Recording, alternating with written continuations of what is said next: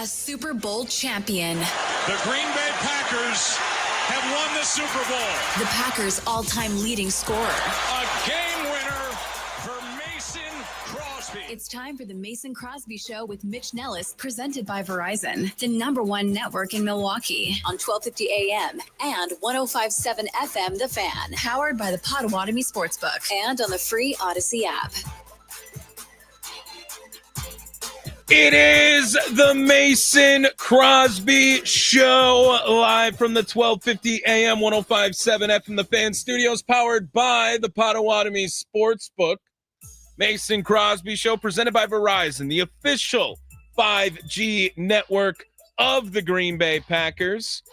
Tommy Wortz in as well, joined by, for the first time here, Brandon Sneide. Good morning, Brandon, or good afternoon, I guess now. It's all the same thing. All over the place with the new schedule. I've been messing up my emails that I send to people. They're like, yeah, just join at 9:40. No, that's not what you will join the wrong show. That's 9 to noon with Kuhn now, but everything changing over here. Day 3, we're all good. We're all surviving day 3, Brandon. We're having a great time. And you know, the great thing about it, Tommy, is that there's always something to talk about. There's always something going on. Yes. And I have a bone to pick with Mr. Sneide. Get in line. Yeah, it sounds like it already. sounds like you are going to be bone picker Sneide around the way. That works. Bone picker Brandon. I like that one. You know, when you're working on a group project and you always know it's like that guy in the back that does nothing. When they do random groups, that's gonna be me. I got him. I know it. So Matt LaFleur talks at 11:35 or whatever it was, and I was out there. I'm like, I'm gonna get all this. I'm like changing the whole thing at the beginning here. First sound you hear from Matt LaFleur will be on the Mason Crosby Show. No, Snide's got to be so locked in on the sound folder. I know. Ruin all my thunder here. Well, I got the note. Let the people, let it be known. You did the hard work. I did the hard work. I was just part of the group project and I got the A. Tommy did the hard work, but LaFleur goes on it. Like, it's kind of weird. Like, it changes, with every the practice day. schedule. Changes every day. He goes on, I think, 11:35 or something, and we're getting ready to wrap up. And you know how it is, like when you're doing 3 or 4 different things at once, like you're not able to roll on something live and grab those clips. So Tommy, being the amazing producer host that he is, thank you, did it for me. And I just noticed, like, wow, these are a lot of cool clips already edited. Hey, Kuhn, let's play a couple of these. You know what? That's a good producer job on you, and I just got to give you a hard time. This is not the first time me and Sneide have worked together, by the way. We worked across the street together. We've, I think, done a podcast or two together as well in the past. So I'm super pumped that Brandon Sneide, a part of the team, and going to be on the Mason Crosby Show today with no Mitch Nellis, no Mason Crosby. But I'm here every day. It always doesn't matter, usually in the producer chair, sometimes in the host chair whenever called upon and needed. So it should be a fun show today. We got some Matt LaFleur to play for you at the top of the hour. I have a take on the ABS system. I don't know if it's the popular take. I don't know if it's the correct take, but I would love to give my thoughts on that. We'll do that as well today. Giannis had every thought going through his head imaginable yesterday as well. I'm not sure why. Like every time Giannis leaves, he just has to say something, and it turns everyone into a panic. This one was brought on by himself. Yes. Oh, 100%. Andy Herman will join the show at 1:00, and we'll get a nice little look ahead at the weekend here too, and we'll try extra points here, even though none of us are kickers. But leading it off today, we had a topic planned, and then Matt LaFleur's media availability came about, and I thought, all right, well, let's react to this, because today felt like the first day that we are officially over with week 3. Week 3 is done. It was bad. We get that. Now it's time for week 4. And Matt LaFleur spoke today. A lot of his comments all based around Dallas today. For instance, Matt LaFleur talking about focus and how he can get the team focused and ready for Dallas. Specifically, old friend, old enemy, if you will, Matt Eberflus was a part of this conversation. And I don't know, I think everyone was a little bit upset when Matt Eberflus left because, man, it was just so fun when he was the coach of the Bears. It was great. It was awesome. I was listening to our friends down south, 670 the score after every Bears game because it was a loss and it was somebody's fault in the coaching department. And it was fun to listen to. It's always fun. And so what are the biggest challenges, Matt, with Matt Eberflus coming or going down to his territory now? Yeah, I think the biggest challenge is there's a lot of familiarity with one another. And so just like you do with division opponents, there's always going to be a wrinkle. And so I'm sure he's going to have some sort of wrinkle for us. Oh, yeah, because that was always the case when Matt Eberflus was the head coach of the Chicago Bears. Eberflus, I'm pretty sure, never beat the Packers. And when I go do some minimal research, 0-5, I think, is what I got, at least, against the Packers. Wasn't there. Yeah, Thomas Brown was running the show. Yes. And they beat him in January. Yes. So I think you're right. So I don't know if Matt Eberflus's defense scares me at all. If he's in charge of anything going on for a team going up against the Green Bay Packers, that does not make me afraid. That does not. And Matt does talk a little bit more about some of the pieces on Dallas's defense. You remember this guy, Kenny Clark, right? Well, LaFleur had some comments. For them. He looks really good, like I would expect, like he did when he was here. So yeah, he's going to be a handful. He's going to be a handful, but you know, like what would be way worse this week, Sneide, is if the Packers had to game plan for a guy who's just an elite edge rusher. I mean, I'm talking that would be worse. Top 3 in the game. I mean, 8 pressures a week, best pressure win percentage in the NFL. Yeah, Micah I don't want to have to game plan for him, Tommy. Can we not game plan for him? It sounds like that's not going to be the case. Good. And after a week in which Green Bay lets Brown fall down their leg, they now have Micah Parsons in this matchup, which a month ago, no one expected that, right? And I think that what Matt LaFleur talked about in his press conference earlier today kind of shows that Green Bay is doing their best to get out of the headspace they were in when they were going up against Cleveland, because everyone knows that they were all looking ahead to this game. They did not care about what was going to happen in Cleveland because they expected that to be a cakewalk. Well, they got slapped in the mouth and, again, blew it at the end. I think that Matt LaFleur is doing his very best, and we heard some of that yesterday where it was, you hate talking about the future, trying to go 1-0 every week. And really the focus, he says, comes back to the Green Bay Packers. No, I think every game you got to approach it the same way, whether it's, week 1 of the regular season or you have them get in the playoffs or the Super Bowl, whatever. You got to come in with the same mindset. Well, I mean, like that's totally right there already looking ahead, but continue, Matt. It's the focus is always, obviously you got to know what you're going against, but the focus always comes back to us and what we got to do and how we need to go out there and perform, and the focus and concentration that we need to have. It's less about those guys. There is Matt LaFleur speaking earlier today, within the hour, by the way. We got that to you pretty quick. Sneide, I'll ask you, do you think that this is the perfect opportunity for the Green Bay Packers to showcase that, hey, we're focused now. We are focused on 1 week at a time. And after the stinker you lay against Cleveland, now this is an opportunity to prove that we can right the ship and we can focus in on 1-0 every week. Tommy, without question, and I'll tell you why. Obviously, it was a tough one in Cleveland, right? You got to give some credit to the Browns defense. Like we knew going into that game it was going to be bad. And I understand, or I should say not bad, but it was going to be tough. I understand how great Myles Garrett is. I understand it's a really good defense. I understand that Jim Schwartz is a really good play caller for them. But I feel like the Packers just kind of beat themselves in that game a little bit. Like if they play that matchup 10 times, the Packers win 9 out of 10. That Not one if loss, they play like that. But I'm saying in general, that matchup. The Cowboys, on the other hand, just got embarrassed by Caleb Williams and the Chicago Bears, who, by the way, hadn't had a win yet. Mm-hmm. The Dallas Cowboys, the same team that just got embarrassed by the Chicago Bears, also gave Russell Wilson, gave up 450 yards off the arm of Russell Wilson, who, by the way, was just benched for Jackson Dart yesterday.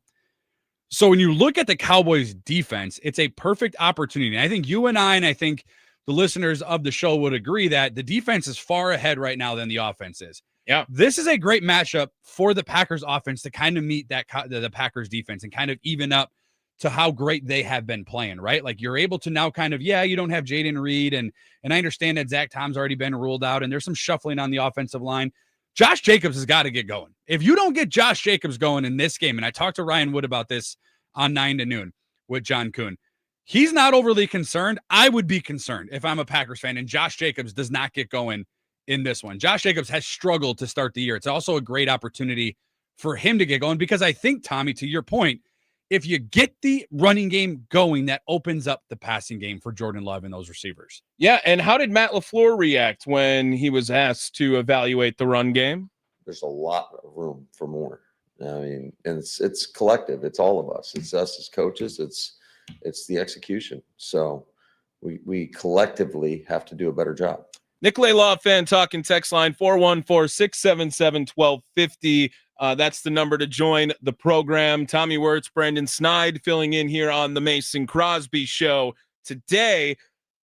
Do you believe that this week is now an opportunity for Green Bay to right week 3 woes?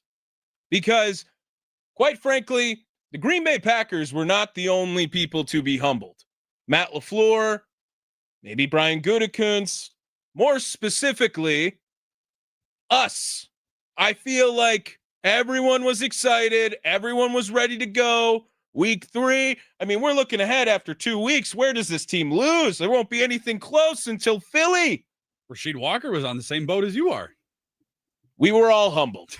We were all humbled. And not to say that I don't trust the Packers this week. That is not where I'm going. I don't think that this is a game where we should be nervous, but this is a big week specifically for the Packers to say, that's on us. My bad. We got a little cocky. We got out in front of our skis. I don't know if that's going to happen again this year, but it's not going to happen again this week. Specifically, Sneide. I love that they're going right back on the road too. I love that they're not coming back to Lambeau Field because it's a weird start to their schedule too, Tommy. But we posed this question and we can toss this out now or even later. Is this a must-win for the Packers? Oh, wow. We're getting into must-win games already in week 4. In week 4, prior to the bye week. But let me just lay it out for you. Go ahead. I kind of threw that on you. We didn't even talk about that, but I wanted to throw that at you. And here's why. When the Packers schedule came out, we all looked at it and were like, oh boy, Washington and Detroit to kick things off at Lambeau Field. We finally opened up a game at Lambeau Field for the first time under head coach Matt LaFleur, and it's against a team that's beat us 6 out of the last 7 times we faced them and really have bullied us up and down the field. And then you go to Washington, and then you play Washington, you host Washington. You're like, okay, if you can go 1-1, that would be great. I think all of us, even prior to what happened to start the year between the Lions and the Commanders, we're all like, we're going to beat the Browns. We're better than the Browns. We're going to beat them. But it didn't happen. And you won your first 2 games and you lost to the Cleveland Browns. If you go into the bye week at 2-2, after starting the year 2-0 against 2 teams that were in the playoffs a year ago, the Lions winning 15 games, the Commanders coming a game short of a Super Bowl, and your 2 losses in the first 4 games are to the Browns and the Cowboys. Both of those teams will be drafting in the top 10. We could agree there. Okay. That would be a colossal failure to begin the season for the Green Bay Packers. I agree. I completely agree with that. And I will say that there was another clip I want to play here from Matt LaFleur, and I'm going to shuffle your must-win around because when Matt LaFleur was asked about the wide receiver room without Jaden Reed, I thought he had a good clip here. Well, I think the more you can spread it out, and the more it keeps defenses a little bit off balance. When they can zero in on a guy, it definitely makes it easier on them. So,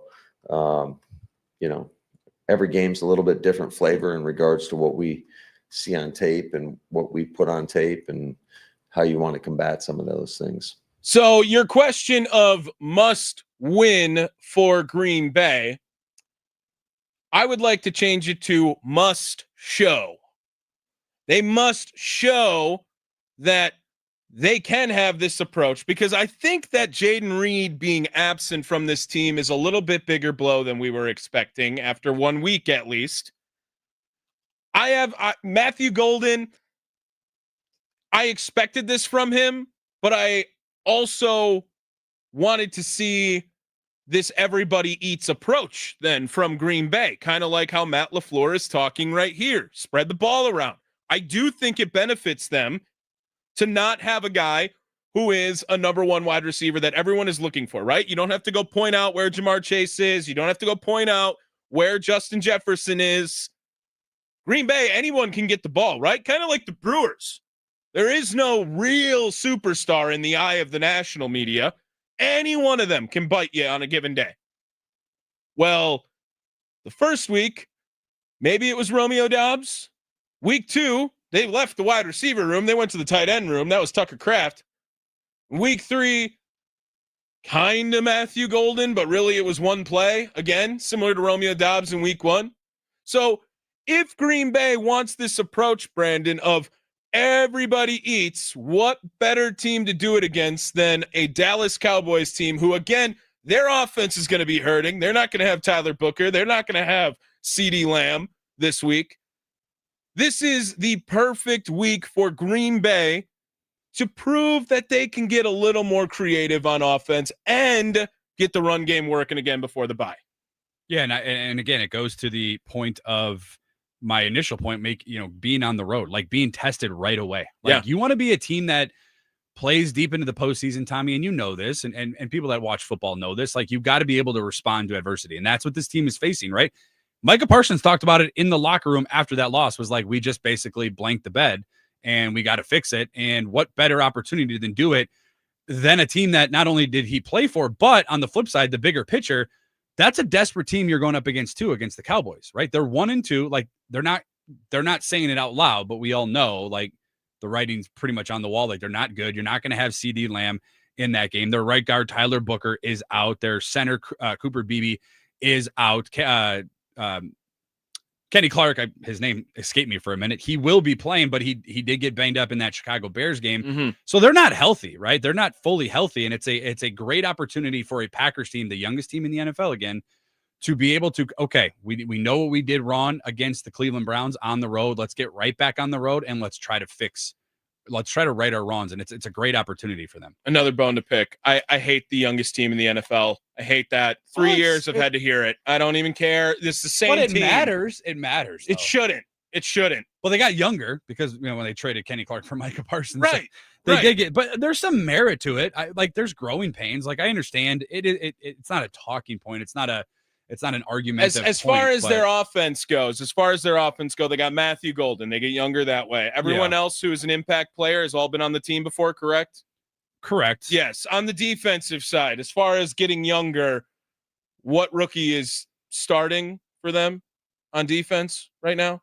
Well, none of them. Virtually LVN's in his redshirt sophomore year. Okay. I mean, again, I just think that the youngest team, I hate it. I hate it now. I've said it it's not just you, but I've said it to so many people already. I'm done with that.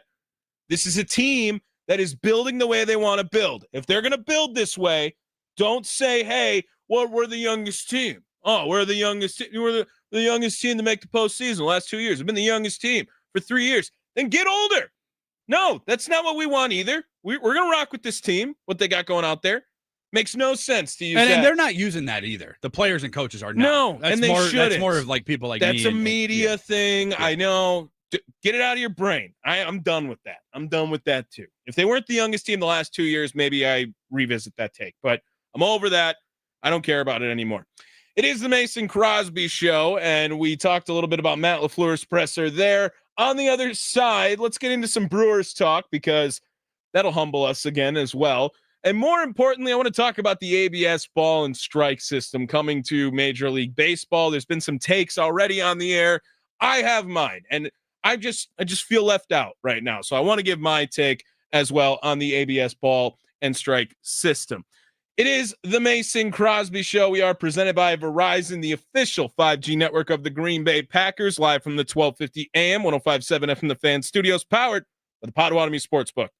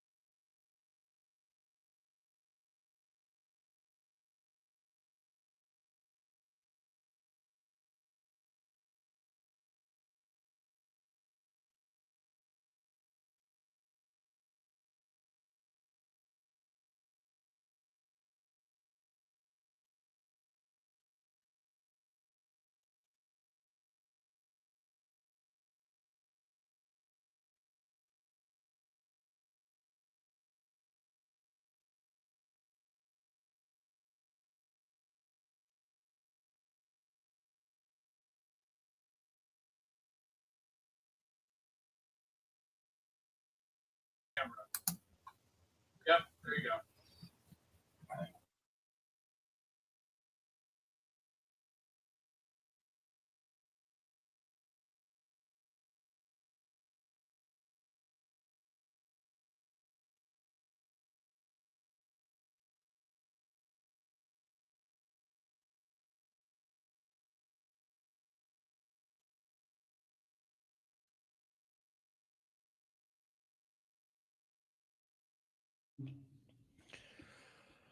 Welcome back to the Mason Crosby Show. Tommy Wortz, Brandon Sneide taking over from noon to 2 today.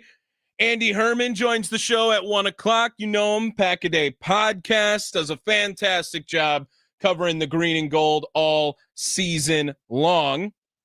We're going to step away from some Packers talk for the time being because maybe one of the biggest revelations in baseball history coming to the game. The ABS strike zone. Sneide, you guys talked about this a little bit already. Certainly today. did, yeah. Well, it's going to be a robotic umpiring system, challenge system, that is. Umpires will still be behind home plate. They will make calls. They will call balls and strikes. But now the pitcher, the catcher, or the batter can challenge the call that the umpire made on balls and strikes, whether that is to benefit them, to try to hurt the other team. They will get 2 challenges. As long as you are correct, you will retain your challenge. Really, you could have infinity challenges. And this will be implemented next year in Major League Baseball.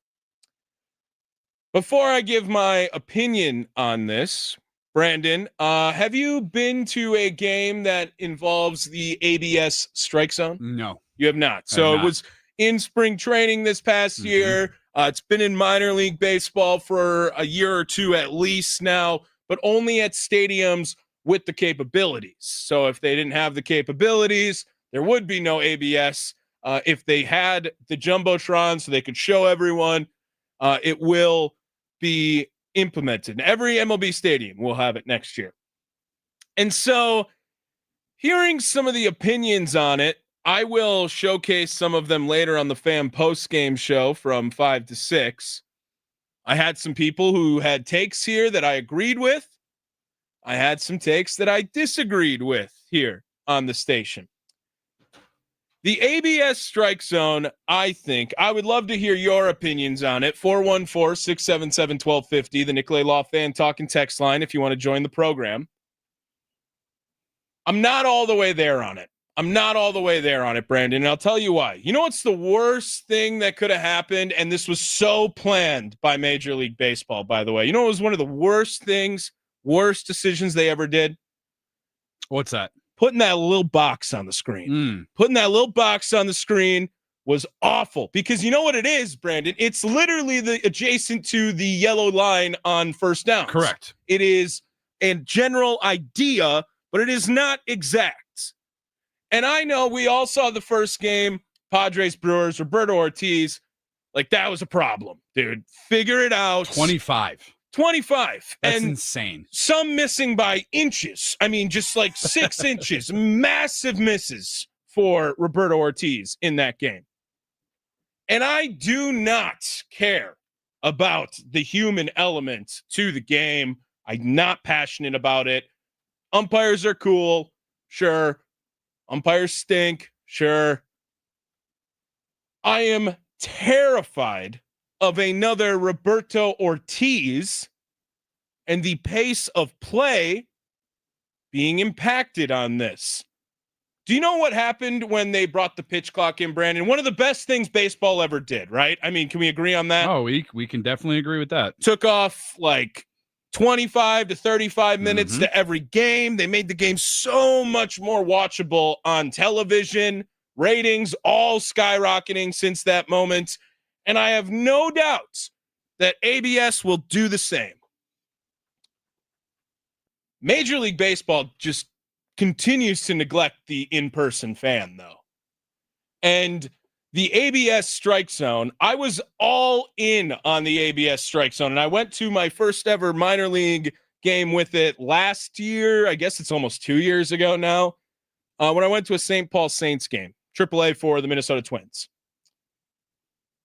It is atrocious to watch the ABS zone system if you have a bad umpire. And I know the plan is to hopefully get the umpires better, but oh my gosh, does it ruin the vibes and the play and the pace of a Major League Baseball game if you have a bad umpire and an ABS strike zone system.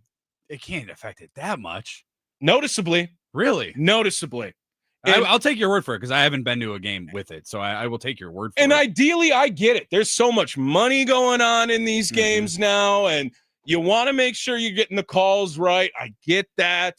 I totally understand why you would support the ABS strike zone.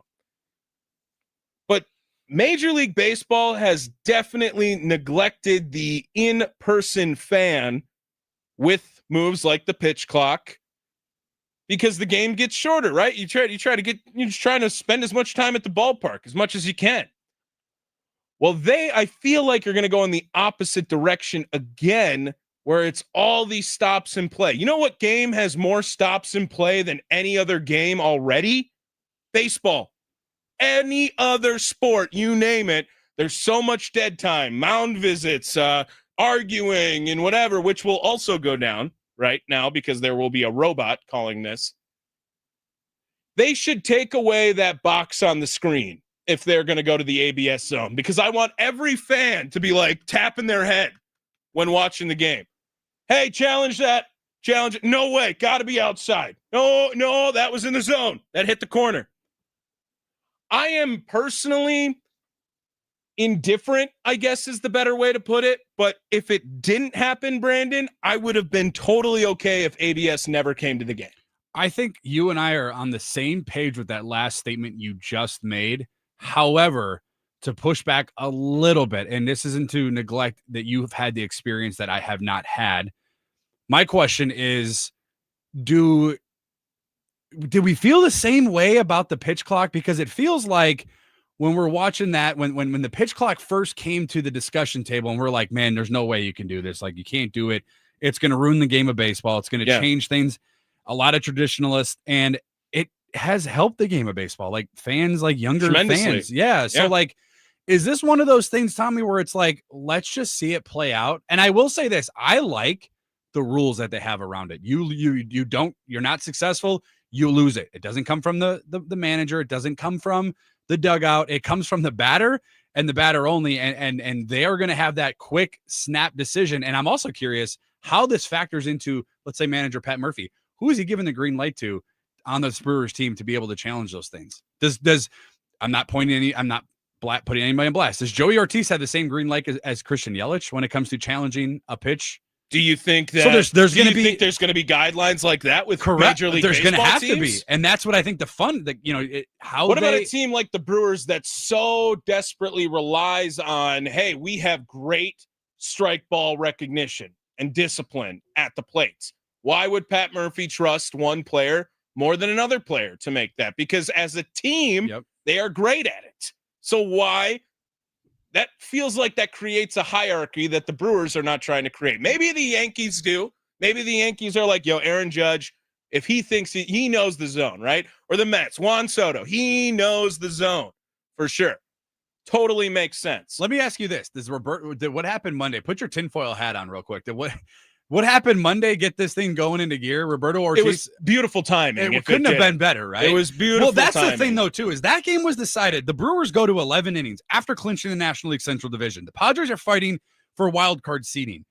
That game goes to 11 innings, 25 missed calls by Ortiz behind the plate. And maybe that game there's a different outcome. Though that had playoff implications to it. Nicolay Law fan talking text line 414-677-1250. Ram on the north side. How we doing today, Ram? I'm doing pretty good, man. Thanks for taking my call. Absolutely. What ABS strike zone? A couple intelligent guys in the studio there with you. No. I like listening to you guys talk, man. Okay. What do you got? Fully engaged here.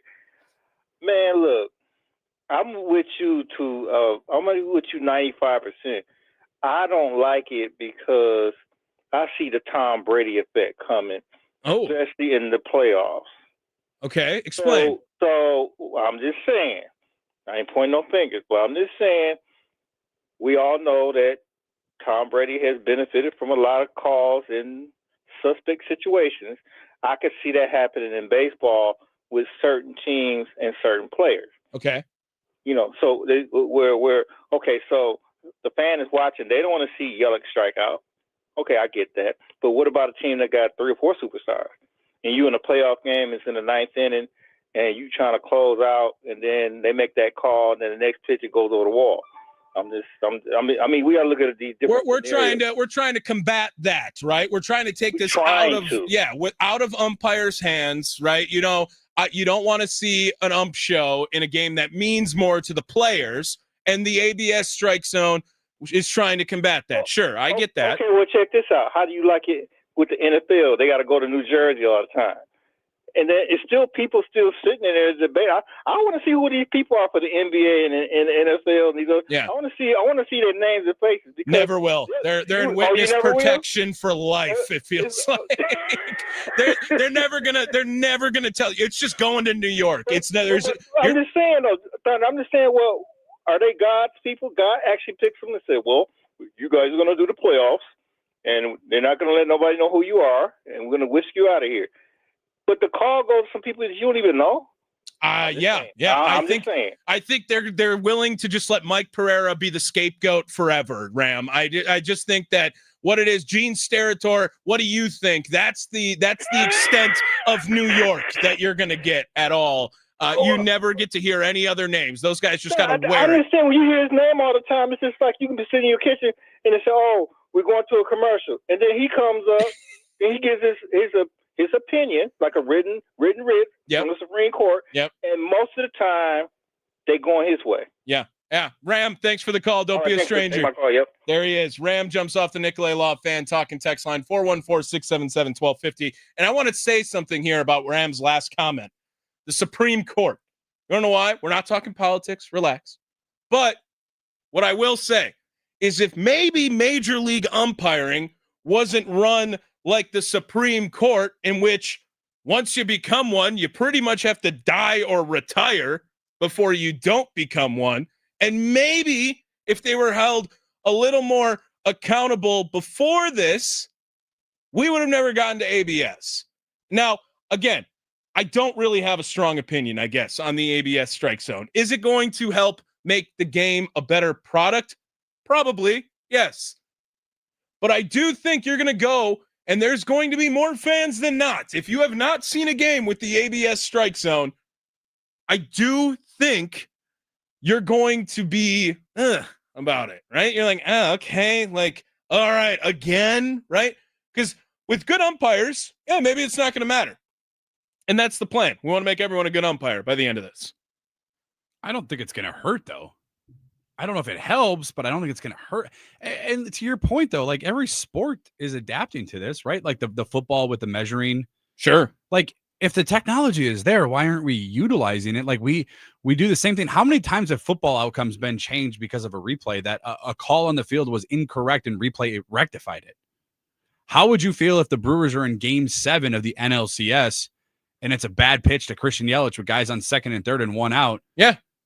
I mean, it's going to fix what's wrong. Like these calls, the Angel Hernandez's, the Roberto Ortiz's, they're not good. Like, and they can change games. Like if this is going to fix it, for sure, if this is going to help, solidify the outcome of games, and I think it's better for the game. I get where you're coming from. It's the Mason Crosby Show presented by Verizon, the official 5G network of the Green Bay Packers. Tommy Wortz, Brandon Sneide filling in.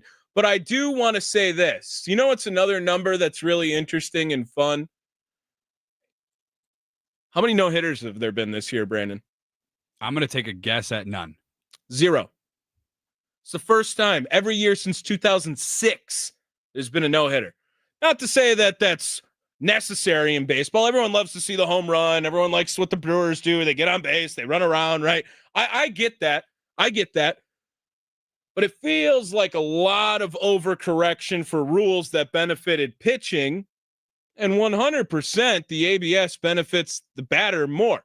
And I know it's saying that, hey, only the catcher, pitcher, and batter are going to be able to challenge. You have to be a fool to think there will not be a plan for a runner on second to tap his hip or clap his hands or whatever it is if there is not a guy giving a sign. Sneide, they're already looking, specifically the Yankees, but like directly looking at how the pitcher is holding a ball in his glove now at this point. Like they are telling and doing, like waving their arms when it's breaking ball, doing nothing if it's fastball. I get there's going to be some gamesmanship with this, but I'm telling you, you're going to watch it and you're going to be like, is it going to be a significantly better product? I don't think you're going to feel that when you watch a game in person. I really don't. That was my opinion on it, at least. And I don't know. It doesn't make much sense to me. Real quick, and I know we're up against it, but let me ask you this question real quick. Yeah. Your feelings, because you're a baseball guy, you're the fan Brewer insider here. When the pitch clock was announced, what were your thoughts initially? Loved when it. You loved the idea of the pitch Loved clock. it. Yes. Why? Because it's going to make the game a more marketable and better product on television. So you don't think this will? No, I think it will. But I'm telling you that after watching what the pitch clock did for the in-game experience, I understand where people are coming from on how it might ruin the in-game experience, because you just wanted to waste your whole day at the ballpark, right? 3.5 hours at the stadium was not the same feeling of watching the game for 3.5 hours. True. I'm telling you, the ABS system is going to have a similar effect. That's why I believe that. So that's why I can sympathize with both sides on it should or should not be a part of the game. Because I didn't like the pitch clock to begin with. I was like, I don't want to. Don't change what just don't mess with it. Traditionalist in me. But now it's here. I'm like, I love it. My 9-year-old is into it. It's a faster game. They're more engaged. So I'm open-minded to the pitch clock, or excuse me, the ABS, as I think both of us kind of are. There are some questions about it, but if the integrity of the game remains intact, or if it amplifies the integrity of the game, I think that's a win-win for everybody. I will also miss managers getting ejected. That's going to stink. Pat Murphy will still find a way. Oh, yeah. There'll be a call at first or second or whatever. He'll still find a way. He'll argue with the robot if he has to. Absolutely. Q chiming in. He's asking Brandon to give a quick Bucks take or two. Well, good setup for us there, Q, in the YouTube chat there. It is the Mason Crosby Show. Tommy Wortz, Brandon Sneide. We will come back with some comments from Mr. Antetokounmpo and what he had to say over the last couple of days here. It is the Mason Crosby Show. We are presented by Verizon, the official 5G network of the Green Bay Packers.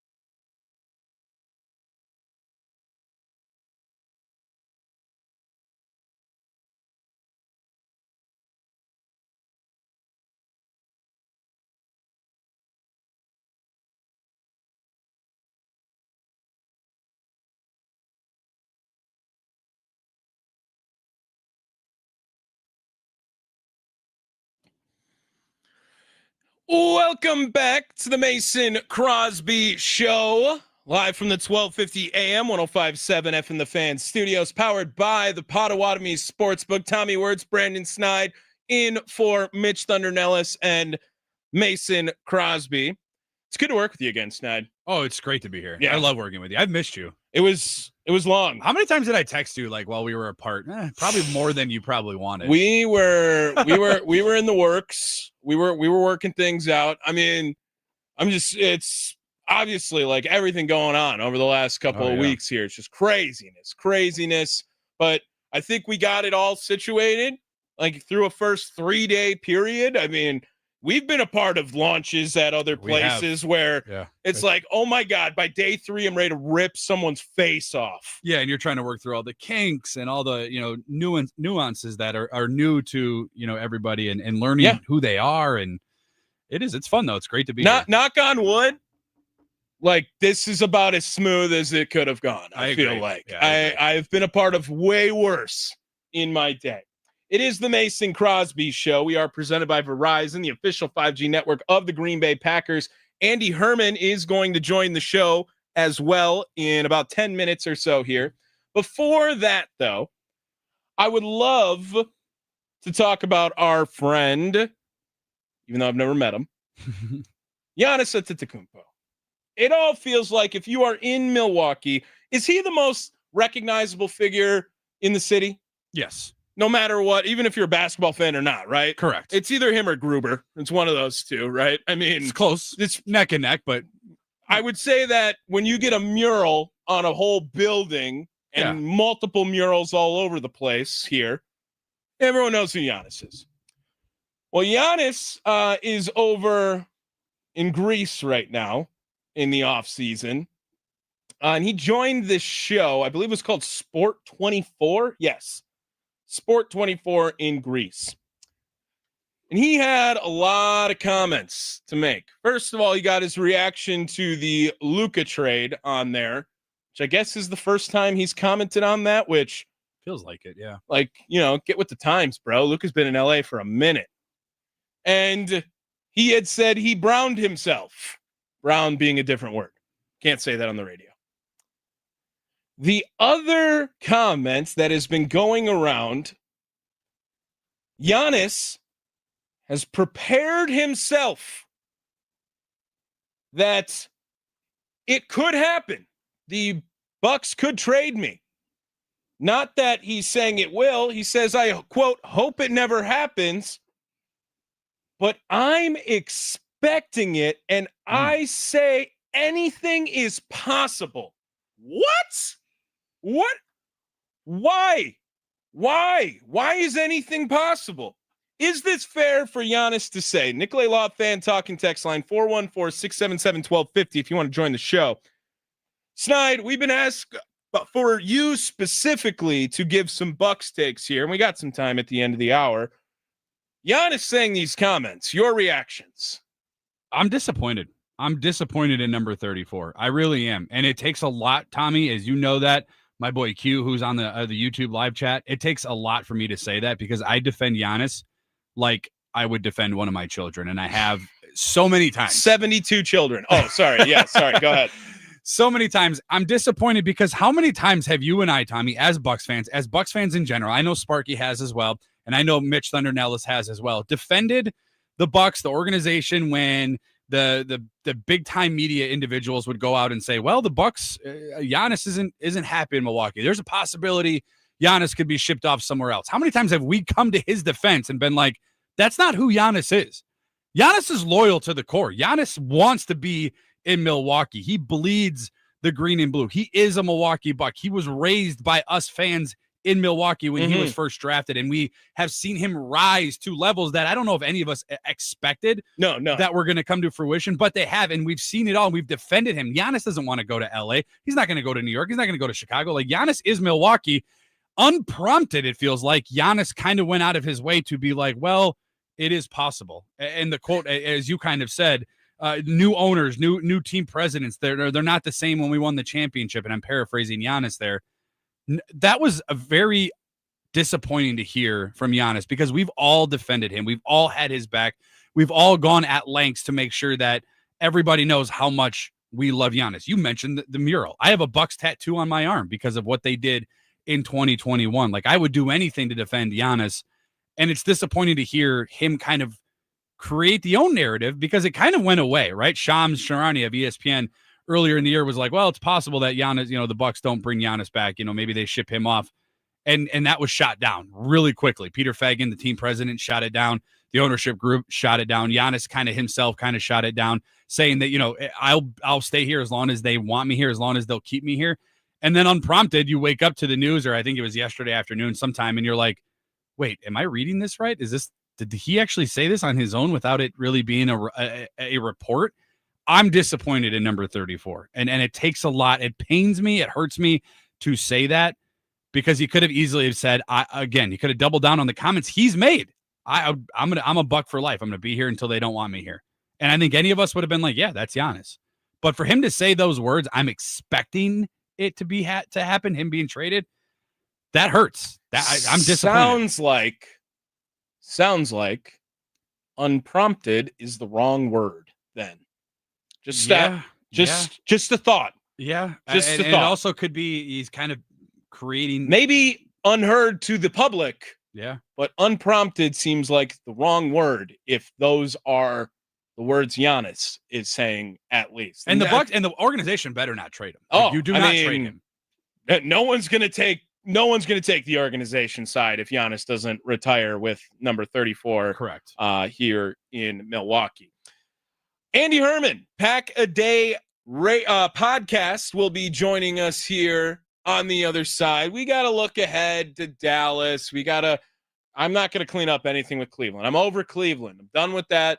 Andy, one of the best in the biz, joins the Mason Crosby Show every Wednesday at 1:00. And so perfectly, he doesn't get to talk to Mason Crosby or Mitch Nellis on that first Wednesday. He's stuck with us. It is the Mason Crosby Show, presented by Verizon, the official 5G network of the Green Bay Packers.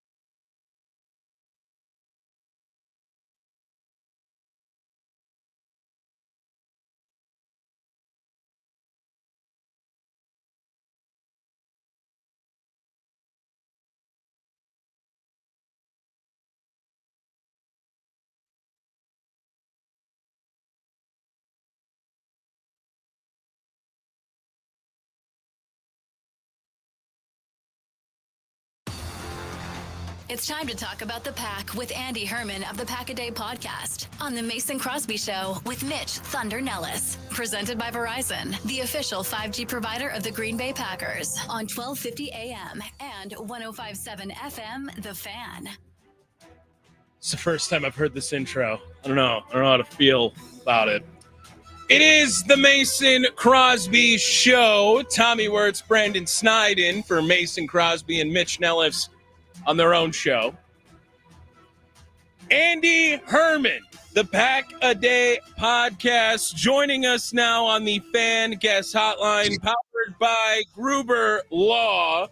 Mr. Herman, I would say I'm sorry that we don't have the usuals here, but as you know, you were totally expecting not Mason Crosby, Mitch Nellis after the experiences, How are we doing today, Andy? I am doing fantastic. Great to be chatting with you guys. Thanks for being here. And what's the deal? First one of these, and Mason and Mitch they no-show? They no-show? I mean, Rami was gone on our show, 9 to noon. He was gone this morning. So, it is so fallen apart since I left. That's what I can tell so far. It's completely fallen off the rails. No, well, Wednesdays, I would try to remind you where it's like, oh, no, Wednesdays, there's no Crosby. He's got a golf trip or something, whatever it is. And then you'd be like, okay. And then every once in a while, I'd be like, oh, no, he's actually here today. He's not going to be on tomorrow. And then I just stopped filling you in because I never even knew. It felt like. And Mitch Nellis, he'll be back tomorrow. He's been out the last couple of days as well. Andy, Matt LaFleur talked today to the media. Seems like everyone is done talking about Cleveland, right? It's all on to Dallas now. And the Green Bay Packers have to take on the Cowboys this week, Sunday Night Football.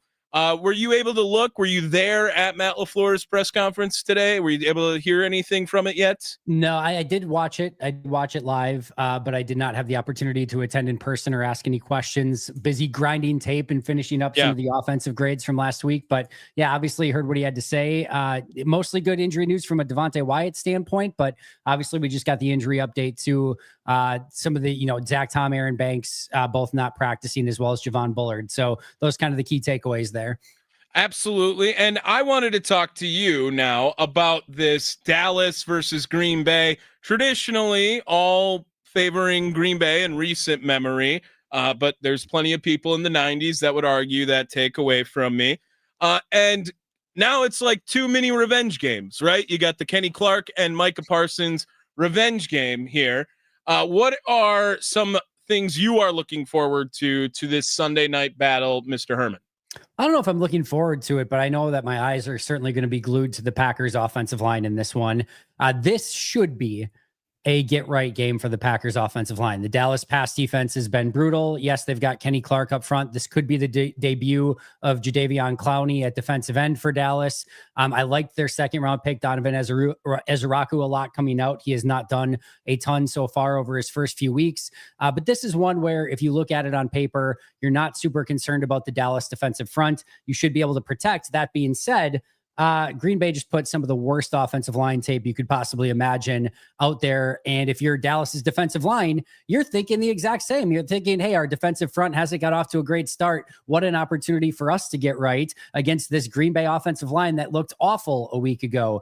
No, the good news for Green Bay is the offensive line. It didn't look great, but it certainly didn't look that bad against Detroit or against Washington. So hopefully that was a little bit more of a one-off. My guess is we're not going to see a game that bad from them for the remainder of the season. My guess is we're not going to see a defensive front as good as Cleveland's for the remainder of the season. But that's what my eyes are initially going to go to is, does Dallas's defensive line hold up well and get to Jordan Love and Josh Jacobs early in this game and make it so that Green Bay is kind of behind the eight ball again? Or is it sort of back to norm for Green Bay? Jordan Love has time to throw. Dallas can't get there. And we see like Russell Wilson in week 2 put up 450 yards. Is Jordan Love just throwing the ball all around the yard? Because if Dallas can't attack the Green Bay Packers offensive line at all, it's just over. Green Bay wins the game. So that's certainly where my eyes are going to be going early in this one. Andy Herman, Pack-A-Day podcast, joining us here on the Mason Crosby Show. Follow him on Twitter at Andy Herman NFL. For those of you who don't know, Andy Herman is a complete psychopath and goes through every single player, every single game,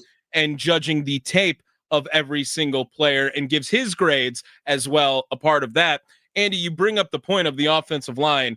None of it good tape by the way. But the worst. Who has right now, maybe a little teaser at your grades. Yeah. Where was the biggest problems on the offensive line? Who had some of the worst grades in your eyes? Yeah, the worst was Jordan Morgan. He had an abysmal game. Not only obviously the penalties that we saw, but he struggled in run blocking. He struggled in pass protection. And it didn't matter. It wasn't just like he was going against Myles Garrett all day. In fact, the Garrett reps he usually had help on, but it was all the other reps where he just consistently got beat. And the issue with Morgan too is it wasn't like in the run game, he wasn't getting movement, which would be a negative grade in and of itself potentially, but it was that he was giving up immediate penetration in both, again, pass protection and in run blocking. So he had a rough day, but the one I'm going to say I'm actually by far and away most disappointed by is Elton Jenkins. I think Elton Jenkins has been low-key bad through the first 3 weeks of the season. I did an episode right before week 3 on Saturday before the Browns game.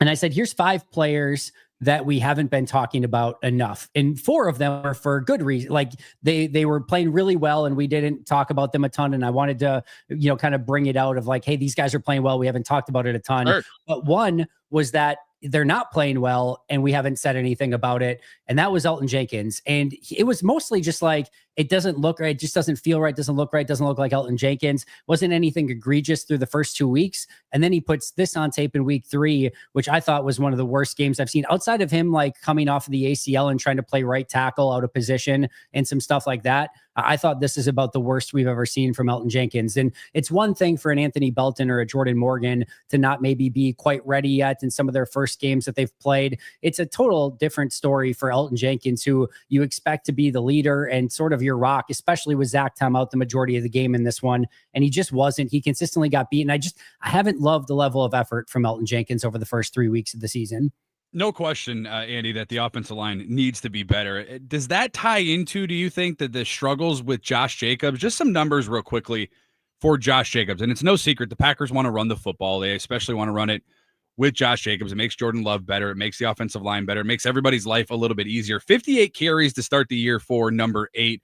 Just 180 yards, 3.1 yards per carry. Andy, his longest run is 15 yards. I mean, all of those kind of seem to be something that are indicative that, yes, the offensive line is bad. The Packers offense not being able to get into rhythm. Is this the week, Andy, where if we can't get number 8 going, we can't get Josh Jacobs going against this Dallas Cowboy defense, against this front, should we be concerned? When should we be concerned if that's not the case? Yeah, I'm willing to give it just a little bit more time. Dallas has, as they've noted, tried to improve their run defense. I don't think they've done a great job of it, but I'm willing to give them the bye week.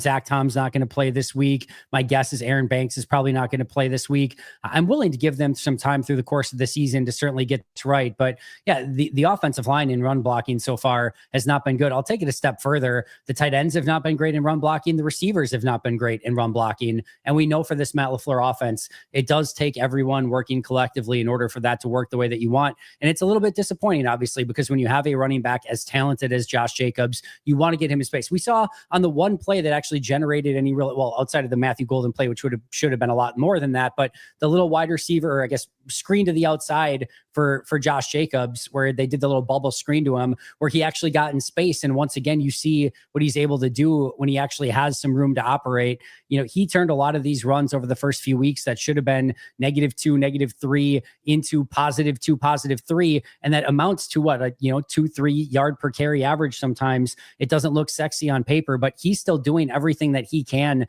to generate positive yardage. But if you're not going to block for him the way that you need to up front, it's going to be extremely tough sledding. So this offensive line in totality, the way that I look at games is not just like win and loss. Obviously that matters as you're trying to get number 1 seed, win the North, get in the playoffs, those sort of things. But I'm looking for catastrophic issues that can ultimately kill you come the postseason. If they don't clean it up, it will ultimately beat you come January and February. This is going to be a playoff team. We all know that, barring something catastrophic. So what are the things that could potentially hold them back? And to me, the two in this one are offensive line play and special teams. If those things do not get better through the course of the season, if we don't see consistent growth, it's just going to be something that ultimately beats them in the playoffs. So that's why for me, for the while, offensive line and special teams are going to be the two I'm keeping an extra eye on.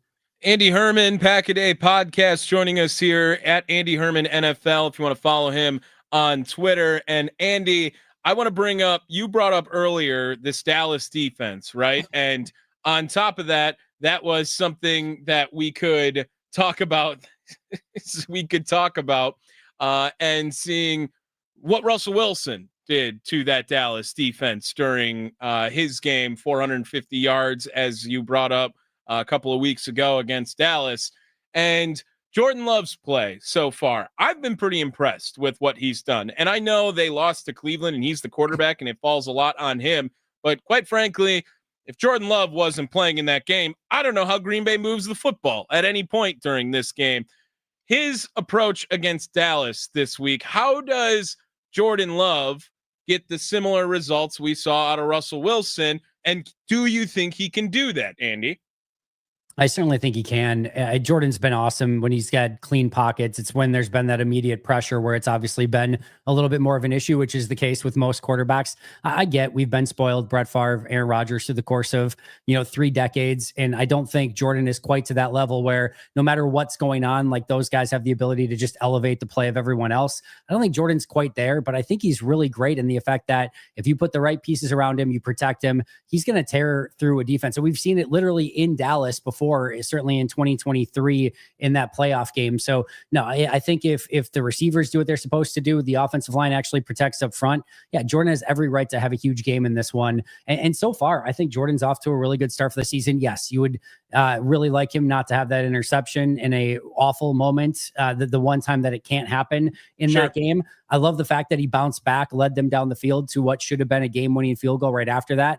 I love the fact that he threw what probably should have been the dagger touchdown to Matthew Golden, but Golden, for whatever reason, despite having 4 steps in bounds, could not course correct and get upfield a little bit more. So I think there's things that you still really like about Jordan's play in this game. The interception is certainly unfortunate, but if this is a team that actually protects him in this game against Dallas, I don't see any reason why, especially the way that Dallas's secondary is beat up and why with the defensive front not being able to get pressure for Dallas, that Jordan doesn't have a really big game in this one. Andy, you mentioned the interception, and it was kind of a backbreaker, obviously, in that game. I think there's a different outcome in that game if Jordan doesn't throw that ball and it gets picked off. Do you also think that not only is that a learning opportunity for number 10, which I think most of us would agree that probably is, but do you also think, Andy, that this is sort of a learning opportunity for head coach Matt LaFleur? Because off the top of my head, and you would know this better than I would know, it's not many times that Matt LaFleur could have been like, you know what, let's run the ball here on 3rd and, I think it was 3rd and 6, whatever it was. Let's run the ball, 3rd and 3. Let's run the ball here and let's punt it 60 yards downfield, and let's let Joe Flacco and that Cleveland Browns offense go up against our defense, because the Packers haven't had a defense like this, I don't think, since LaFleur's been a head coach. I know they had a hot start in 2019, but it's not comparable in this regard. Is this also sort of a learning opportunity for head coach Matt LaFleur to be able to, like, okay, we can rely a little bit on this defense now. We went out and got Micah Parsons. We have Edgerrin Cooper. We have Xavier McKinney. We can rely on our defense to get a stop and not have to go out there and score every single possession. Yeah, I'm sure that's a really easy thought to have when you're the play caller as well, too, right? I mean, Andy, elaborate. Go ahead. Yeah, so I think the really interesting thing is, Brandon, I think you're correct. I think this is a learning opportunity for Matt, and I think you do have to play the game that's in front of you. If there's no interception there, if Green Bay just punts the ball away, heck, if they punt it away on 3rd down, Green Bay wins that game. Cleveland's not driving down on that Packers defense, right? So I do think that you have to play the game that's in front of you. And I think in that scenario, probably being a little bit more cautious was probably the right call. Now, I think the really funny thing is the bigger narrative that I have seen from fans online following this game is, oh, Matt's not aggressive enough. It was too vanilla of a game plan. They didn't, which I vehemently disagree with. But if you think of the end of the game where they ran it 3 straight times, brought it down to 20 seconds on the clock, and to kick a game-winning 45-yard field goal,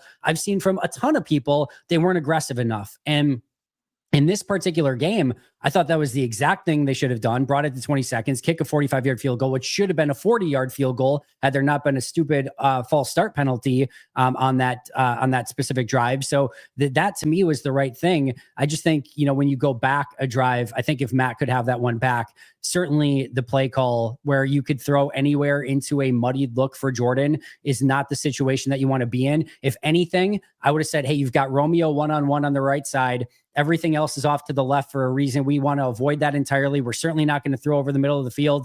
We're going one-on-one Romeo. If Romeo wins, awesome. We're throwing it. We're going to win. If not, we're going to, either, try to run for it, or we're going to take a sack, whatever we need to do to keep that clock running. But in that scenario, yeah, I think he needs to coach to the situation, understand that his defense already has this game won. You don't need to do anything offensively. You've already got the 10 points, which should be enough. So be careful, be cautious, punt the ball away. I know fans would hate it in the moment, but I think it would have been the right decision in that situation.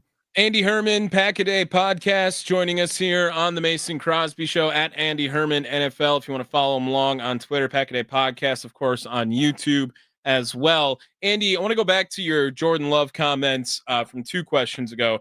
You had said if the receivers do what they're supposed to do. Andy, please elaborate on what the hell they're supposed to do, because I don't know where you point. And I think that's the approach they are trying to have in Green Bay, where it is, hey, we have no number ones, and we're going to lean into that, right? I made the comparison to the Brewers. Hey, we have no superstars. Any one of them can bite you in the on the day, right? I mean, that doesn't matter. Well, what is there supposed to be a receiver separating from this group? Or is this supposed to be every receiver needs to be ready when their name is called? And are they drawing up any specific type plays, do you think, for these guys? Or we need to just find a way to get the ball in one of these hands? Because I don't think that's defined at all, Andy, on what these wide receivers are supposed to do. Who is supposed to be the guy in the room, Andy? Yeah, I think it obviously is going to depend a lot situation and scenario. I still go back to this last week in Cleveland where they couldn't block anything up. There were certainly opportunities there for wide receivers down the field, but Jordan just did not have the ability or the time to be able to get to some of those receivers. And to be fair too, what you're going to do as a defense when your line is winning that quick, you're going to come up and press those wide receivers, and it's tough to get immediate wins, right? It takes a little bit of time to get off of that coverage, and it just becomes a race. And if the receivers can't get off that coverage in enough time, and their defense is immediately there, well, then good luck. You don't have a lot of opportunity to do anything. I thought in week 2, Matthew Golden was open a ton, just didn't end up getting the ball. Wasn't in part of the, just out of reach a couple times. Exactly. A couple misses on that from Jordan. So I think they need to continue to get him more involved. I think he is the potential special playmaker. I'm going to love to, when Christian Watts is back, obviously Jaden Reed down the road, but I do think they have to figure out in certain situations and go-to situations, who's going to be that guy? I still think that is a question. And the one thing I'll add, taking away from this game that I really saw on a couple different occasions, was there were plays even where Jordan was kind of bailing out of the pocket, which was a necessity in this game. And unfortunately, the receivers were not working back to the ball. There was one specific one where it was, I think, Golden and Dobbs. And Dobbs is like crossing the field. Jordan's rolling right. Dobbs is crossing the field to his left. And instead of like sort of course correcting and coming back right or coming back to the ball, he just kind of keeps running left and runs himself basically out of the play. And Golden, that's actually the play on the end of the third quarter where Jordan takes a sack on the play and Golden's running down the field. And you can almost see like he's just waiting for one of those guys to like come back to the ball and like, hey, let's do something. And instead they're just kind of continuing on their routes, and it ends up, being a sack in that situation. So I just think everyone kind of needs to do just a little bit more, and everything will be just a little bit more cohesive on offense. Andy, I'm going to be a little dramatic here for you, and I'm going to kind of put you on the spot here. So I apologize in advance. But for me, I am always, worried about, what my football team is going to do. I said it earlier. I don't enjoy Packer games because they stress me out too much. But Sunday's a big game. In your opinion, you start the year 2-0. You lose to the Cleveland Browns, where you were winning that game literally for 99.9% of the time. Is Sunday at Dallas, Jerry World, Sunday Night Football, heading into a bye week, when you start the year 2-0, and you lose against the Browns, is Sunday against the Cowboys a must-win game for the Green Bay Packers? It is not, but man, it's going to be a long week and a half, 2 weeks between the end of the Cowboys game and the beginning of the Bengals game, if that ends up being the case. And there will be a lot of questions. Then there's going to have to be a lot of answers throughout the course of the week, and they're going to have to learn a lot of lessons if that ends up being the case. I don't expect that to be the case. I expect Green Bay to win in this one, but to have 2 games back-to-back where you're 7+ point favorites basically in both of the games and lose both of those, yes, on the road, but that would be a really disappointing outcome. And yes, there would be fair questions as to what in the heck just happened and how they're going to correct it moving forward. I already said my corporate response will be, hey, the Philadelphia Eagles were 2-2 last year going into a week 5 bye and everything worked out okay for them. But my goodness, Brandon, if that ends up being the case and we have to go through 2 weeks following 2 losses after 2 really impressive wins, it's going to be a little vomit inducing for those couple weeks trying to have to deal with that. Especially because the Lions look good. Like the Lions look like they're back to being the Lions, and now you got to kind of keep pace with them again. Very absolutely. Much so. Yeah, absolutely. Andrew, when he puts his corporate hat on as Andy Herman, there he is. Andy Herman, Pack a Day Podcast. Thank you so much. What you got in the works here, boss, that we should know about? Yeah, just Pack a Day Podcast 365. A lot of great stuff out on YouTube. You can find us on any audio channel too, wherever you get your favorite podcasts, and you can find me at Andy Herman NFL. Well, Andy, we'll definitely keep in touch. We'll talk to you again next Wednesday if we don't talk sooner. Have a good rest of your day, my friend. Appreciate you guys. Have a good one. There he is, Andy Herman, Pack a Day Podcast, joining us on the Fan Guest Hotline, powered by Gruber Law.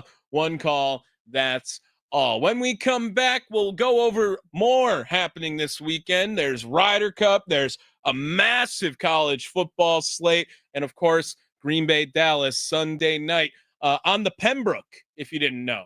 For those of you that don't know, Football Talk on the Fan is presented by Paramount Plus, so that's why I say on the Pembroke, because his nickname is Peacock. But Sports Talk on the Fan presented by Paramount Plus. You can't count on much these days, but you can always count on Sundays with the NFL on CBS and Paramount Plus. Watch your local NFL game live every Sunday all season long. Visit ParamountPlus.com/NFL to get started today. Let's take a look at the weekend for the first time. It is the Mason Crosby Show presented by Verizon, the official 5G network of the Green Bay Packers.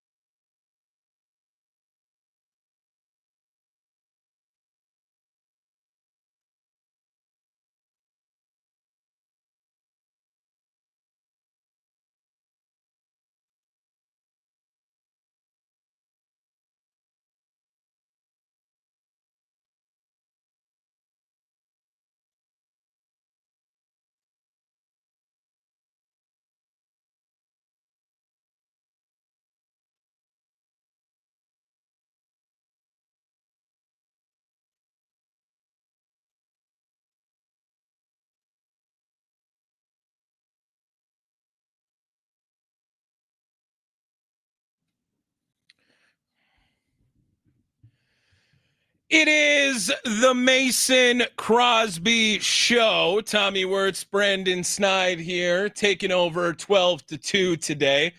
5 hours in that room, Brandon. Are you feeling a little constricted right now? I'm holding up pretty well. This Okay. is nice. All right. I'm doing.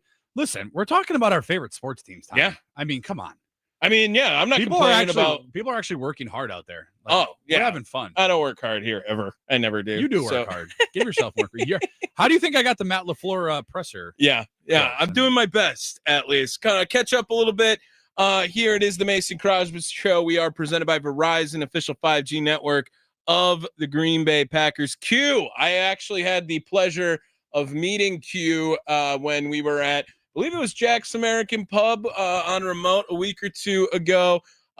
He now is asking, bigger concern after week 3, LaFleur or Love? Q is noted Jordan Love hater. I don't know why. I know that the last 30 years have been awesome. It's great. I'm going to say right now, I'd rather have Jordan Love than Trevor Lawrence. I'd rather have Jordan Love than probably any other quarterback in the NFC North right now. I know it's not all rainbows and sunshine yet. I get that. I do like his one comment of a learning opportunity in year 7, LOL. I do think that's a little funny. I do. But it's true, though. It is true. When has Matt LaFleur had a top defense? The Packers have the number 1 defense in the NFL right now. That has not happened under Matt LaFleur being a head coach. Q says he's not. He's got a Love jersey and do defend him. I feel like you're critical. All right, let's just say critical, and maybe I'm not as critical, Q. That's fine. Maybe I look at the silver lining a lot with Jordan Love. I try my best to at least sympathize with him more or less. So Q, I'm sorry, that's a misread on my part. But he says Matt LaFleur is terrible and needs to go. All right, there you go. See, all right, sorry, he's a Matt LaFleur hater. That's what we'll go with from here on out. Q, notable hater of Matt LaFleur, which it's going to be a very polarizing topic, right? I mean, look at last year. I love what Andy said about the Eagles, right? His corporate response to the Eagles. Do you remember everyone just screaming for Sirianni's head in Philadelphia after they were 2-2? Screaming for it. Hurts too. And then they ended up walking away with the Vince Lombardi trophy, right? I mean, just it's so a lot of reactions can happen in week 3. And I gave mine on Monday. I did. I tried to take a step back on Tuesday. And today, I'm just looking ahead now. You can't change the past anymore here. And I'm looking ahead so far this weekend. This is one of those weekends where if you're a fan of sports, this is awesome. I mean, Sneide, are you a big golf fan? No, we were talking to Kuhn about this. So he kind of briefed me a little bit on the Ryder Cup. Yeah. I'm not a big golf or soccer fan, but if it's country versus country, then I'm all about it. Right. Like Frozen 4, right? That was awesome. That was awesome this year. That's kind of the approach I take with the Ryder Cup. I do get up for the big tournaments, and I am a massive Scotty Scheffler fan. So I do my best to. This is what I told Mitch Nellis, right? And Mitch Nellis, notable not golf fan as well. But Sneide, you need to pick a person, and I recommend Scotty Scheffler, but you need to pick a person after watching a weekend and root for that person. All right? Don't root for... You're talking about after the weekend. Right, if you want to do it after the weekend or whenever, but in order to get into golf, pick someone that you enjoy watching. Just one person. And then you don't have to pay attention to the whole field all the time. You will pick up on people after that from there on out. So if you pick one person to focus in on, whether it is Scotty Scheffler or anyone else, Tiger's always a great one, obviously, whenever he's competing. But if you pick one person, then you will learn the rest along the way, and you will still be able to enjoy the game. So it's not so stressful. You don't have to know every goal. That's why I can't get into soccer, right?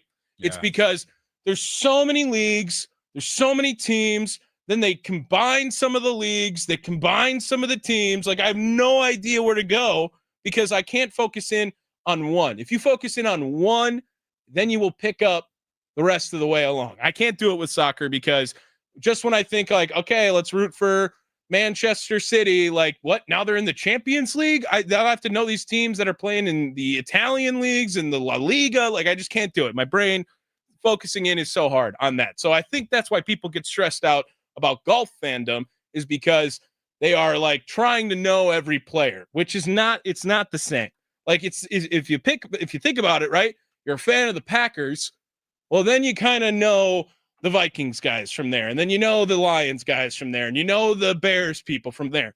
So just think about it like that. If you can't get in, if you don't like the sport in general, it's not going to help. But if you're overwhelmed by the amount of people to know, you will pick that up as long as you just hone in on one player. I'm also a very notable college football fan, mainly the Wisconsin Badgers, but they have done their best to rip my heart out, stomp on it, maybe poop on it, whatever it is. And this week, there is a phenomenal college football slate ahead of us. Plenty of ranked matchups, including a big one with LSU Ole Miss. You have Indiana, Iowa. You have Georgia, Alabama. That's going to be a great one. I am so excited to watch this slate of college football. Oh, and not to mention Oregon, Penn State also Illinois, at some USC. Point. Illinois, USC, great Big Ten matchup. The Badgers are going to lose their bye week, so they already lost the week. Yes, they did. I can't imagine you're not picking up a W, you lose at this point with the Wisconsin Badgers. Sneide, with this big weekend, I know you'll probably still say Packers, Cowboys, but if you can't, like, what are you looking forward to over the weekend? I'm looking forward to the thing about the NFL is that it continues to dominate. What I'm looking forward to, obviously the Badgers not playing kind of, it's been a struggle, but I still watch them. I still tune in. I do as well. Them. So that takes away kind of that aspect. College football, it's hard for me to get into other teams outside of my team. I will be locked in. I think it's an early start Saturday. I love Big Ten matchups, and I know getting USC into the Big Ten is still something I'm trying to get used to, but I'm always trying to root against Brett Bielema. So I will be tuned in to hopefully rooting for USC in that one. But what I'm looking forward to the most, Tommy, is getting ahead into Sunday, waking up with football. Aaron Rodgers versus the Minnesota Vikings right away on Sunday morning from Ireland. Wow. Is that an 8 a.m. start? That is. So it's football from wake up to bedtime, because the Packers playing on Sunday night. So I'm ecstatic about waking up and watching Aaron Rodgers take on the team that took him out with the collarbone a couple of years ago. So that will be interesting for me to watch. But also, too, I think it's going to be fun to see how this the playoffs shake up for baseball. I know we're obviously we're nearing the end of the regular season, and the Brewers kind of have everything kind of locked up. But there's going to be a lot of playoff implications throughout Major League Baseball. The Reds in Milwaukee, they're fighting for a spot. So that's the, fan appreciation weekend at American Family Field. The Cubs and the Cardinals will be going at it. And I know that's not a playoff matchup, but it could have some implications for how the wild card shakes up in that one. The Mets and the Marlins. The Mets, obviously, fighting for playoff spot too. So that it doesn't get any better. Me and Kuhn talked about this. Probably the best calendar time of the year for sports. Oh, yeah. Playoff baseball starting, college football getting into the meat and potatoes, the NFL getting into the meat and potatoes of their scheduling. And it doesn't, you can't go wrong. I think I'm going to have to talk to my wife. I brought up a couple TVs up in the living room a couple of weeks ago when the Brewers were playing and the Packers were playing at the same time. We might be having to make room for another one. Oh, all right. So, did you brought up a good one here with Brewers and Reds to close the year out. We're going to have the leadoff show coming up here about 25 minutes. It'll be me and Steve Sparky Pfeiffer as he is live from Moe's in Tosa. Did you see the clip of Terry Francona going around? I saw a headline on X, formerly Twitter, but fill me in on it. I got it because right I don't have it all. Because Terry Francona, this guy just bleeds baseball, and this was just awesome. I've been in full uni since 9:45, and my palms get sweaty. Yeah, it's what you're here for. Honestly, we're going through some stuff for the first time. So, but it's baseball. If they were asking us to go do calculus or something, I'd be scared to death. This is baseball. And as long as that stays baseball, let's go see if we can be good enough. Let's go see, right? I'm ready to watch baseball now. Just the old man approach of, and I can't remember his last name. It's escaping me. But if you're familiar with Northwoods League baseball, which is not a lot of people, but I would just say this: Madison Mallards, Donnie, right?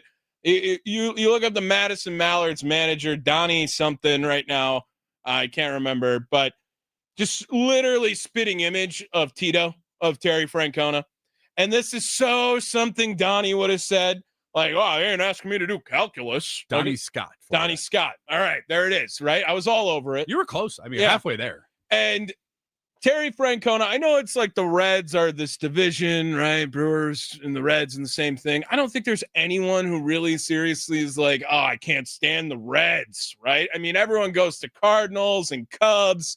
Pirates are the guy that we got to beat up on all in the 2010s.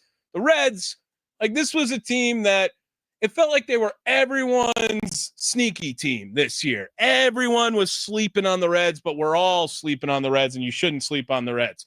And then they were not really competitive for most of this time. And then over the last month or two, like you start to see, oh, the Reds, they're involved here. There's something brewing in Cincinnati right now. And as of right now, I don't have the standings up in front of me. They are still in competitive. They are playing very competitive and still in contention for a spot in pretty much what is all locked up in the NL side of the playoffs. I think there's one spot left for grabs. Yeah, you're correct. They're the game out as well as Arizona, and they're chasing the Mets. They're chasing the Mets.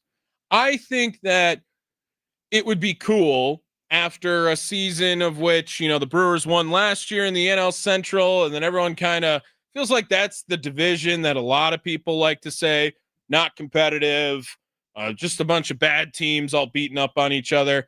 I can root for the Reds to make the playoffs. I have no shame in saying that I can root for the Reds to be in the postseason, in the Fall Classic. I would be down with that. And when you hear a line like that from Terry Francona, who is legendary in the game, right, of what he did over in Cleveland for all those years, and was he in Boston too? He was. Yeah. Yep. I mean, Tito he's the man for sure. And as someone who really enjoys baseball more than the average sports fan, I would say, like that comment right there is just so baseball. Like there's just so many, that is so baseball manager speak. It's like, this is what they're told to do. When have we heard Pat Murphy say that? Like every week ever? Like this is what they're supposed to do? That is a total baseball manager comment. And I am looking forward to that series between the Brewers and the Reds. Now, the Brewers magic number 2 now. Philly lost yesterday, so that helped out Milwaukee's favor. The Reds are going to be a tough weekend. Like that's going to be heavyweight fight stuff. And I think that the Brewers, I'm going to play a little bit of it again from 5 to 6. Starting to get a little worried about their pace going into October. Now, what I will say, there's not a lot of other teams at the top of the NL putting up a great pace either. It's going to be every one of those guys is going to have to figure it out in October. Dodgers look brutal right now. Cubs lost 5 in a row. Cubs aren't doing anything crazy. I think Phillies lost 2 or 3 in a row now, too. Phillies lost 3 in a row. Padres are kind of the team that's getting hot at the right time. 4 straight, yep. And they're the ones who are beating up on the Brewers right now. Remember, even if the Brewers were hot right now, they're going to have a week off. Like, it's going to slow any momentum down anyway. Sure. I would rather just be healthy going into it. Health is absolutely healthy as you can get. Health is absolutely the case. It is the Mason Crosby Show. Talked a little bit about what's coming up this weekend. It's going to be an awesome weekend if you're a sports fan. If you're planning on just rotting in your couch watching sports all weekend, I know you can't necessarily do that if you're Brandon Sneide and you have to take care of the small army that he has in his house. It's really like the quartering act is really just like not even a thing in your house. It feels like you are just quartering all these children. Oh, that's 100%. Yeah. I mean, you got 5? Yeah. Yeah. That's just, you're I'm a free Uber driver. Yeah. Yeah. Yeah. That was, that's what it sounds like to me. Any of them got games this weekend? You know what? It's kind of funny because you brought up the big sports weekend, and usually we do. Usually we have volleyball. Usually we have football and cheer. It's a bye week, so it kind of worked out. It worked out. It worked out great. So I'm trying to get everything done with like the new work schedule. I'm trying to line up all my house chores that I need to get done, kind of get them done throughout the week so that come Saturday, you mentioned it, like the Ryder Cup and college football, I can kind of sit on the couch starting as well on early Sunday with the Steelers and Vikings. He is Brandon Sneide. Tommy Wortz here filling in one more segment on the Mason Crosby Show. It is extra points. None of us have ever tried to kick a field goal yet in any time recently, it feels like, at least on this show. But we're going to do our best to give our extra points impression of Mason Crosby, or Thunder Watch, as Mitch likes to call it, when it is usually no Mason on the show. It is the Mason Crosby Show, presented by Verizon, the official 5G network of the Green Bay Packers, live from the 1250 AM, 105.7 FM The Fan studios, powered by the Potawatomi Sportsbook.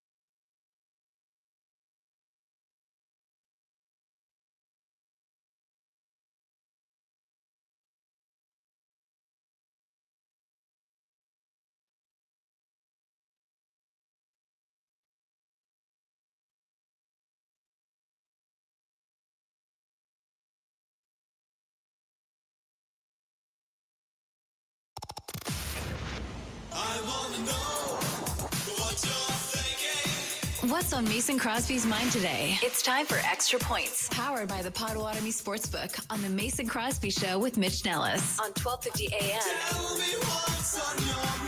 and 105.7 FM, The Fan. All right, here's my Mason Crosby impression. Oh, what a great show. What a great show today, man. I mean, kicking it through the uprights all day. That's what I love to do. That's pretty good. Like, he always wants to say, like, his identity is bigger than kicking, right? And I respect it, right? He knows ball. He knows what he's talking about. But so often then he'll, like, drop kicking references. Like, dude, you can't. You got to either lean into it or you got to go wide right, And he hates going wide right all the time on it. So it's just flashbacks in his head. Extra points, usually just a little bit of a recap of how we went today. Shout out to Andy Herman, Pack a Day Podcast, for joining us here on the Mason Crosby Show. Brand new lineup, 6 a.m. to 9 a.m. every day. It is Inside Wisconsin Sports. Trevor Thomas and Josh Albrecht, 9 to noon with Kuhn. That's the show Brandon's usually on, producing the ones and twos for them with Rami Makloff and John Kuhn. The Mason Crosby Show, brand new time slot, noon to 2 every day now here. And, of course, coming up, it'll be Wisconsin Sports Daily with Steve Sparky Pfeiffer and Charlie Usen. At first, though, we will have the leadoff show as Brewers gearing up for Game 3 with the San Diego Padres. And that's where I'm going to go with my extra point. I would love here, Brandon, for the Brewers to get the 1 seed on their own merits, on their own terms. I would love it for Philly to win out the rest of the year. And I want the Brewers to do the same. Just on your own accord, get this locked up on yourself. Win today, win tomorrow. I don't want to wait for anything else. I want to see some signs of life before October. I don't want them to crawl to this finish line. I want them to put their head down and cross it with their chest. That's where I'm going today with my extra point, Mr. Sneide. I'm going to go. We didn't really talk about it. It's definitely in the headline. So my apologies to Mason if I'm doing extra points wrong here, although I appreciate the honor to be able to do it. I'm going to go. Mine's going to be on Barry Alvarez, Tommy. We talked about Badger football. I guess we did talk about it a little bit. Just a hit. Bye week to this upcoming week for the Badgers. He told fans on a radio show that they're spoiled rotten, that they don't have the right to boo, that they shouldn't. It doesn't help the team out. Let me run down real quickly the last few years for the Badger football program. 2024, 4-8, 2-7 in the Big Ten. First losing season since 2001. 2023, 7-6, 4-10 in Big Ten play. Lost to LSU in the ReliaQuest Bowl. 2022, 7-6. 2021, they went 9-4. That's when they fight. After that year, they moved on from Paul Chris. And then 2022, they hired Luke Fickell. I'm curious as to what makes a Badger fan spoiled. Do those numbers sound like that's anything you should be spoiled about? No. I think every Badger fan has a right to boo. Again, taking a quote from our good friend Josh Albrecht from Inside Wisconsin Sports. Don't tell us how to fan. Give us a better product. There's a reason that the expectations in Madison are what they are year in and year out. And when we achieve those, we don't achieve those expectations. And 4-8 a year ago, I don't know if they win another game this year, Tommy. Oh, if I put the over under at 3 and if I put the over under at 3.5 and you get to keep these 2 wins, are you taking the over? I don't think so. I don't think so either. No. I don't think so. That's a tough schedule. So my bone to pick with Barry Alvarez is that the product on the field needs to be better. That point blank period. Like, fans have a right to boo. And Sneide, the report also coming out that they just spend no money compared to everyone else in the Big Ten. Completely unacceptable. And I will continue to say this as much as I can. Do not let that university convince anyone out here that they are poor. Do not. And that's kind of what they're trying to do. As someone who went there, saw everything they have there, do not think that they can't spend more money. They are refusing to spend more money. And you know what's another great point with that is because anyone who tries to leave to go into the portal, they're trying to get a lawsuit out of it every time, a la Xavier Lucas and Nazir Forkarine. No, do not let that university convince you that they cannot spend more money. They are refusing to spend more money. And as for Barry Alvarez to say that they are spoiled rotten, The reason we got to that point is because of you, big dog. That's why everyone's expectations are high. As they should be. It sounds like he is totally fine watching the place burn without him. Correct. That's what it sounds like. That's what it feels like. Yeah. Because why would we not boo? Barry, you don't have to do any more to help out with, what the Wisconsin Badgers were able to accomplish. And I'm going to boo. Yeah. When you lose the way you did against Maryland, Tommy, come on. Yeah, that fake Big Ten team. Come on. Yeah. It's the Mason Crosby Show. Sneide, thanks for jumping on, helping Pleasure out to be today. here. It was a good time. I had a great time. Me New too. lineup here on the Fan, of course. 12 hours local coverage every weekday now. You will not find that anywhere else. No. I promise you that. No, makes no sense as to why we had to be the first to do it, but we thought, you know what? We care about the fans. All right. And I loved it when Mitch Nellis, it's so Mitch Nellis, by the way, when we were doing Middays with Thunder. He's like, I want to call it the fam from 11 to 2. Oh, that is very Mitch. I've known him for about a week and a half, and that sounds about right. So Mitch Nellis when he says that. But as far as who has you in their best interest, I would like to think I work at the place that does. I would like to think that. And we're working it out.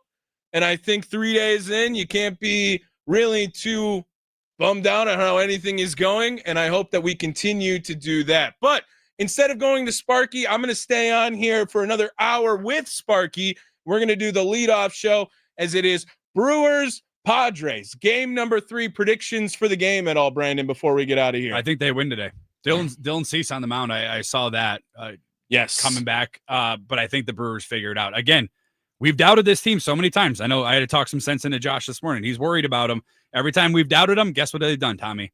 They've proved us wrong. It is the Mason Crosby Show, presented by Verizon, the official 5G network of the Green Bay Packers, live from the 1250 AM, 105.7 FM The Fan studios, powered by the Potawatomi Sportsbook. We'll see you tomorrow, Milwaukee. I was